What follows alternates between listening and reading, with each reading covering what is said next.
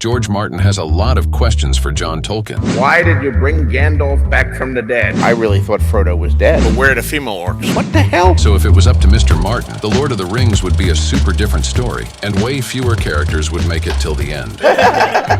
Let's take a look at how The Lord of the Rings might have looked if George R.R. Martin had created it. And the first biggest difference would be Valar Morghulis, all men must die. That's right, there would be way more deaths. George Martin stated in different interviews that the fall of Gandalf in Moria strongly affected him and his creativity. And then Gandalf dies. Can't explain the impact that had on me. But when later in The Two Towers, Tolkien brought Gandalf back to life, Martin wasn't happy about it. What the hell? That ruined the fear and uncertainty that he appreciated so much about the book. So if The Lord of the Rings were written by Mr. Martin, he'd never bring Gandalf back. Yeah, if it had been me, Gandalf would have stayed dead. Then another significant Valar Morghulis difference would be about Frodo.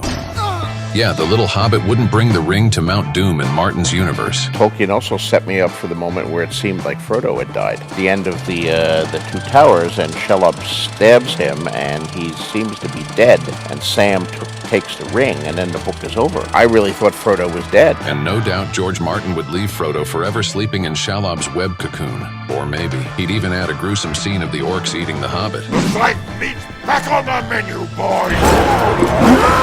Now we all remember what George Martin did to his own characters, who seemed to be too noble. Ned Stark, Robb Stark, Jon Snow. Ouch. So given the author's penchant for cutting off the throats of those characters we love most, Aragorn, son of Arathorn, would surely not make it to the end either. What can be said about less important characters like Merry and Pippin? Then you're looking at the members of the Fellowship and saying, who are they going to kill next? We got several extra hobbits. They could go. But let's put away the deaths. George Martin would have a bunch of other things up his sleeve to impress us, like the sex scenes. Yeah, we'd finally know where the little hobbits and orcs come from. But where are the female orcs? Where are the female orcs? Yeah, the orchettes.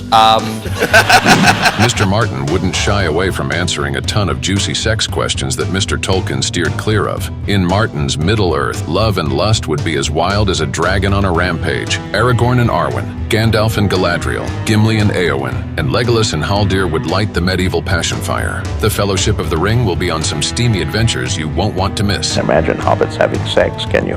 But aside from all the crazy violence and never-ending nudity, George Martin's Lord of the Rings will have another crucial difference: the multi-layered, complex world of politics and secret throne games. You know, you can't just say, and then Aragorn became king and ruled wisely for 1,000 years. You know, I want to know, what was his taxation policy? How did he handle the orc problem? Indeed, after Sauron was defeated, there were thousands of orcs, goblins, and trolls living in Middle-earth, and in particular in Gondor. So how would the wise and kind Aragorn potentially deal with that issue? Would he establish a new town for the creatures and attempt to control them? Or would he opt for a genocidal war, wiping out every single orc and goblin? One thing is for sure, in George R.R. Martin's Middle-earth, there will be no black and white characters. Human beings are endlessly fascinating to me, and the fact that we do have good and evil in us, that we can be angels or we can be monsters, and how do we make these choices? How do we go through life? And that's the stuff I love to wrestle with. George Martin's take on Lord of the Rings promises a complex tale of moral ambiguity and unpredictable consequences, and no one knows what happens next, not even Mr. Martin himself, since he most probably wouldn't finish the damn book.